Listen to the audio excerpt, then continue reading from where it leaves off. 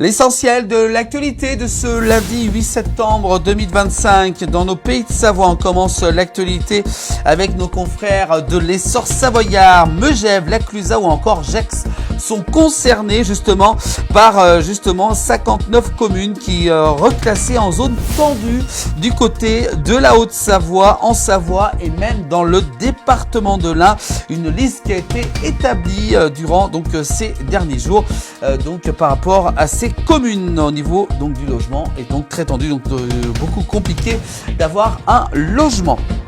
On continue l'actualité avec du côté avec l'appel de l'association des Tous Ensemble pour la station de la Sambuie. Environ 350 manifestants ont défilé durant ce week-end du côté de Faverges-Chetnex. Ça s'est déroulé samedi, donc plusieurs centaines de personnes qui ont donc pour tenter justement d'empêcher la fin de la station de la Sambuie. Et c'était bien entendu une station familiale, très connue dans les pays de Savoie. On continue l'actualité, on parle justement toujours de cette dermatose nodulaire contagieuse. Un second foyer de dermatose nodulaire contagieuse a été détecté dans le département de l'Ain. On s'en souvient, il y a quelques semaines de cela, il y avait déjà eu justement un premier cas. Les 5 animaux abattus n'étaient pas vaccinés selon les informations de l'Essor savoyard. On continue l'actualité avec, selon une étude de l'INSEE, la Haute-Savoie a comptabilisé 6,4 millions quand même de nuitées réservées sur les plateformes. C'était en 2023, bien plus que les autres départements de la région. La Haute-Savoie qui bat tous les records au niveau des plateformes Airbnb ou encore Booking, dope l'explosion du tourisme du côté de la Haute-Savoie. On continue avec une disparition. Les gendarmes qui lancent un appel à témoins après la disparition de cet habitant que vous pouvez voir en photo grâce à nos confrères de ici Pays de Savoie du côté de Frontenex. Il a 81 ans. Donc si vous apercevez cette personne, n'hésitez pas à appeler directement la gendarmerie la plus proche de chez vous.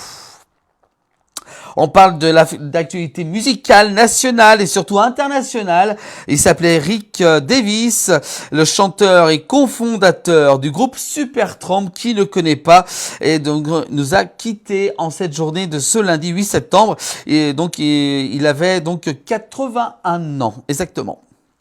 On continue l'actualité du côté de la Savoie avec la promenade du lac fermée pour travaux entre Aix-les-Bains et Viviers-du-Lac. Ça va quand même durer un bon petit moment. Ça sera jusqu'à février 2026. La voie a été très endommagée par les variations, successions au niveau du lac.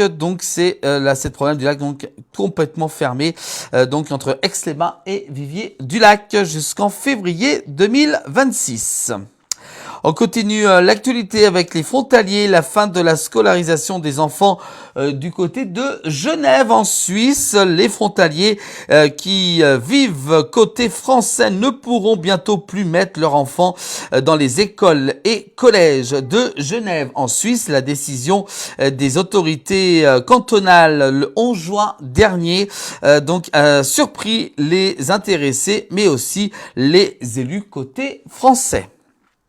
Et puis on continue l'actualité avec un motard a été transporté en urgence absolue du côté de l'hôpital de Grenoble. Les occupants de la voiture ne sont pas blessés. Un motard italien victime de nombreuses fractures lors d'une collision du côté du col du Mont-Cenis. On continue l'actualité avec, bien sûr, vous avez dû voir cette vidéo de cet éboulement du côté de Six Fers à cheval qui s'est produit durant ce week-end du côté de la Haute-Savoie. Peut-être 30 000 ou même 40 000 mètres cubes d'éboulement du côté de Six Fers à cheval, supérieur aux premières estimations selon Ludovic Ravanel, qui est géomorphologue, qui a témoigné auprès de nos confrères de ici Pays de Savoie, un éboulement avec une vidéo qui a fait le tour des médias nationaux durant ce week-end. Et puis enfin, on termine l'actualité avec cet homme de 36 ans du côté de Mieuxy. Cet automobiliste gravement blessé après la chute d'un bloc de pierre, a été blessé à la main par ce bloc rocheux de 10 kilos. Il a été transporté du côté également de l'hôpital de Grenoble. Voilà pour l'actualité de cette journée, de ce lundi 8 septembre 2025. Toute l'actualité est à retrouver tous les soirs dans le 19h et également aussi bien entendu en replay sur l'ensemble des plateformes digitales de la place du village.